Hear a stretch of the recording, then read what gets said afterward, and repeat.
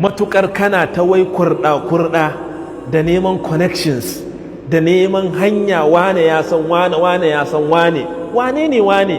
Kama ubangijin wane da wane, kama Allah maɗaukakin sarki. Ya za ka kama shi?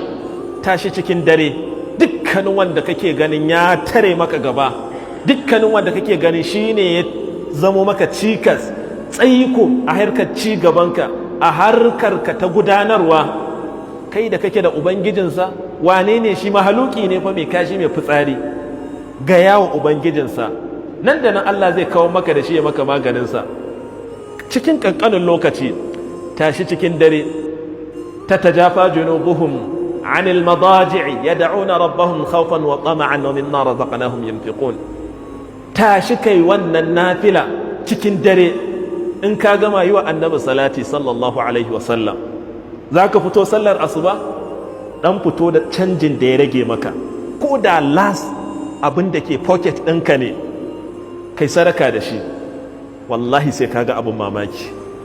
Ina gaya muku wannan abu mujarrabi ne. Matukar neman wani abu kake, ajiye dukkanin wasu hanyoyi, connections. Wane zai haɗa ka da wane, za ka ga shugaban ƙasa, za ka ga gwamna, za ka ga ɗan siyasa, za ka ga kowa ajiye shi. Ka fara yin wannan ka gani, sai Allah ya share maka dukkanin wata hanya ya kai ka inda baka yi tsammani ba. Wanda kake nema ka gani, idan kai haka, na rantse da Allah sai ya zo shi yake nema ya ganka. Kama Allah kai dai kawai. Allah ya ce fabtagu inda Allahi rizqa wa'buduhu washkuru la. Abinda Allah baya so ka hada shi da wani. Idan zaka nema, to shi kadai Allah yake so. Fabtagu inda Allahi rizqa, nema arziki kadai a gurin Allah. Kaga sai ya fara gabatar da arzikin a farko. Fabtagu afwan, ya fara gabatar da wanda za a nemi arzikin a gurinsa shine Allah. Fabtagu inda Allahi rizqa wa'buduhu washkuru la. To ya kai da kake da waɗannan ababe sanannu kake mantawa, ai ta wahalar da kai. Kai ne neman aiki can, kai ne neman kwangila can, kai ne neman kaza can da can da can da can. Kai kana ganin addu'a, a bari a bada waɗancan su je su sauke Qur'ani su yi sada, za su yi ta cin kuɗinka ne. Ga ka ga Allah, aqrabu ma yakunu al-abd tsakaninsa da mahaliccinsa wa huwa sajid.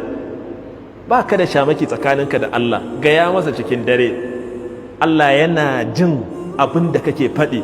Allah yana ganin baƙar tururuwa da take yawo akan mulmulan baƙin dutse cikin duhun dare.